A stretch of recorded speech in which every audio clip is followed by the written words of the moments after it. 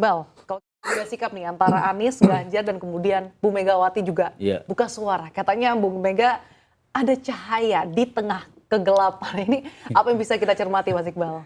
Ya sebenarnya dari putusan Prof. Jimli ya selaku Ketua MK memang itu sepakat ya itu menjadi cahaya ya Pak. Di tengah prosedur yang mungkin kita sudah tahu semua bahwa putusan 90 itu kan banyak drama ya. Tapi kemudian Ketua MK menyatakan bahwa ada pelanggaran etik berat oleh Ketua MK diikuti dengan pemberhentian itu memang menjadi angin segar ya buat masyarakat kita mungkin bagi sebagian orang gitu. Tapi kan ya ibaratnya sepak bola ya Pak ya. Udah gol ya kan, tapi kan mungkin ada dugaan offside atau apa, wasitnya dihukum pakai VAR ya kan. Tapi kan hasil pertandingan tidak bisa diubah.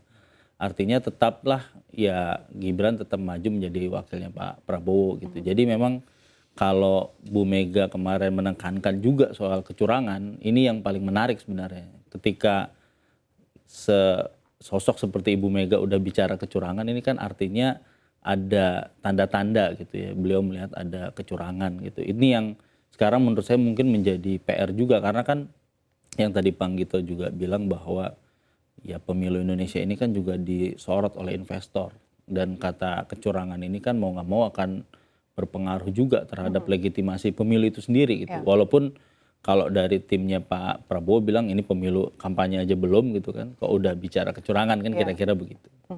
Kalau dari pandangan Pak Gito sebagai Chief Economist CNBC Indonesia, makna apa sih yang bisa tercermin dari sikap baik dari Ganjar maupun Anies, kemudian Bu Megawati juga turun serta dalam buka suara terkait dengan keputusan dari MK ini? Ya, saran saya tidak perlu berkomentar ya soal hal yang di luar domain mereka. Mereka fokus saja kepada upaya untuk mencari pemilih, meyakinkan pemilih ya.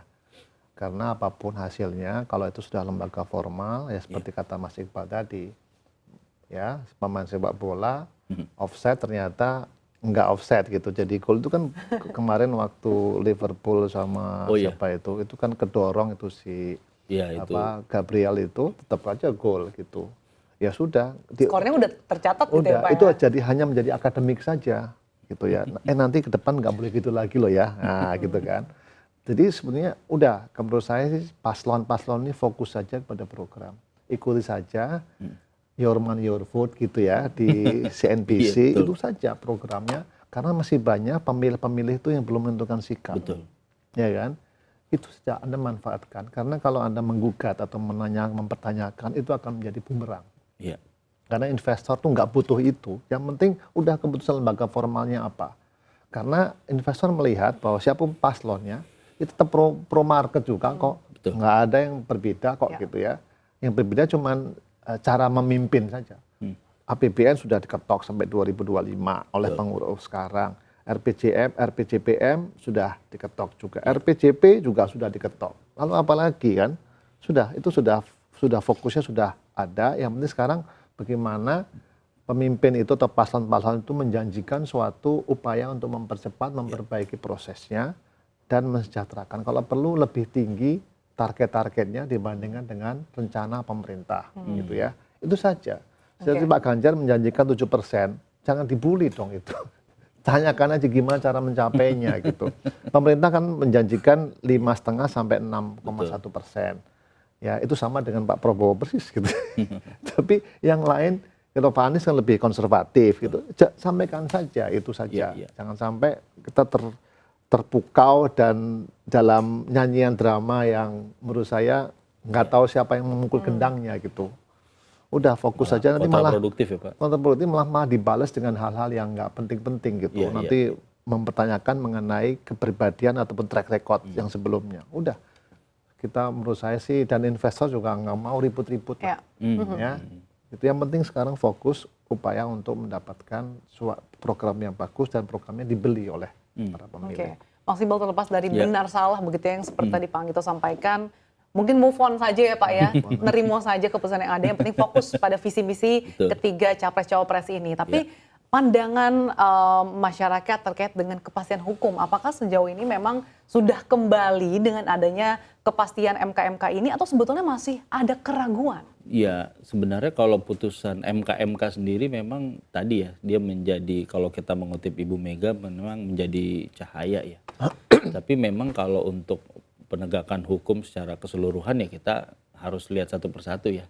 Dari segi institusi penegak hukumnya, kepolisian, KPK, kejaksaan. Saya lihat apalagi dengan drama ketua KPK ya Pak ya, dengan Polda Metro Jaya karena kasus pemerasan mantan Menteri Pertanian Pak Syahrul, ini menurut saya ya putusan MK untuk satu hal memang dalam konteks Pilpres ya mungkin banyak yang happy gitu. Tapi di sisi lain melihat situasi di KPK, kepolisian ini kan juga jadi kontraproduktif juga ya Pak. Jadi kita sebenarnya berharap penegakan hukum itu ya konsisten gitu dari sisi aturan, penegak hukum gitu Pak ya. Tapi kalau melihat terlalu banyak drama begini kan akhirnya kalau kata Presiden mungkin drakor ya, drama Korea atau sinetron gitu ya. Semakin ini seru malah untuk diikuti. semakin seru diikuti, tapi buat teman-teman pengusaha, investor itu mereka ini nggak jelas jadinya Pak sebenarnya gitu ya. Yang mereka harapkan lah tadi kepastian tadi itu. Nah, dengan adanya drama ini yang bahkan tadi dikatakan seperti drama Korea nih Pak. Sebetulnya nanti akan seperti apa pandangan masyarakat dan juga pelaku usaha melihat kepastian hukum yang sebenarnya masih berpotensi untuk dikotak-atik ke depannya Pak? Tidak apa-apa ya, asal semuanya menggunakan cara-cara yang sesuai dengan ketentuan ya. Saya tidak menyatakan bahwa udah terima aja, enggak juga. Dan apakah saya puas? Secara pribadi saya tidak puas pasti kan gitu kan. Saya juga seperti Mas Iqbal, kalau ini kok ada KPK begini, MK begini, BPK juga begitu, ya kan. Lalu kan itu kan ini kan lembaga-lembaga tertinggi ya. Betul. Siapa yang harus dipercayai gitu? Mahkamah ya atau Mahkamah Konstitusi, kemudian KPK, BPK ini kan sudah dewa ini, ya. Sudah depan institusi tertinggi yang bisa mengatur hanya Mahkamah Kehormatan ya, Dewan Kehormatan. Dewan Pengawas Pak. Kalau di KPK. Itu kan sedih ya buat kita. Dan silahkan saja kalau memang itu ada hal-hal yang mau disampaikan, ya tapi disampaikanlah secara ketentuan yang berlaku gitu ya. Itu saja yang diharapkan dari sisi ekonomi. Saya tidak mengatakan bahwa keputusan sekarang ini seperti cahaya. Mungkin cahayanya masih cahaya redup ya. Cahaya redup maksudnya seperti apa nih Pak? Karena Bu Mega mengatakan cahaya di tengah kegelapan gitu Pak. Ya, cahaya tengah kegelapan itu kan bahasa Inggrisnya the light at the end of the tunnel gitu ya. Ada semacam cahaya di tengah kegelapan. Tapi menurut saya itu nggak cukup ya. Kita harus mengobarkan api itu betul-betul terang gitu ya. Itu hanya secercah cahaya ya. Cahaya.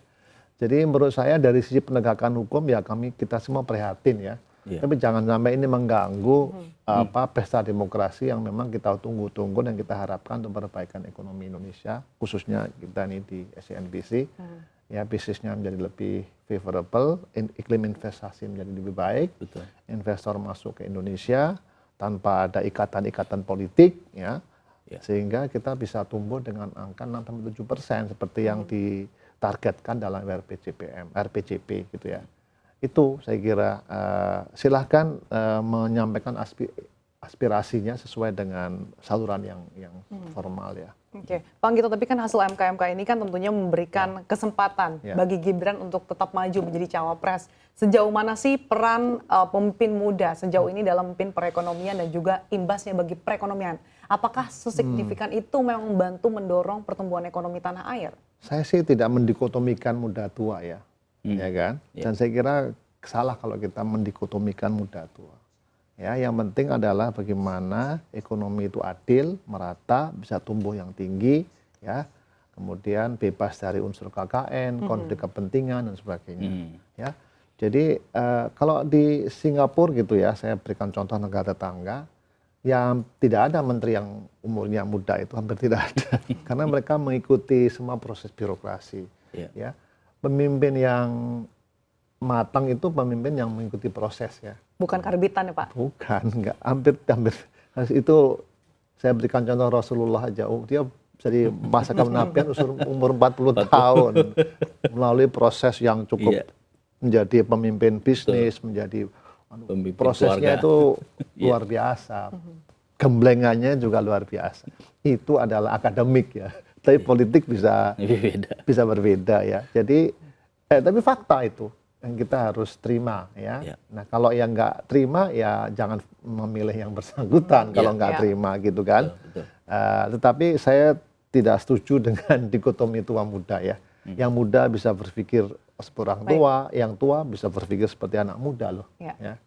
Kita harapkan semoga dengan berbagai sikap ataupun keputusan-keputusan yang dilakukan oleh pemerintah saat ini, terutama MK-MK ini juga bisa memberikan kepastian hukum dan mengembalikan kepercayaan masyarakat dan juga pelaku investor terhadap pasar keuangan tanah air. Terima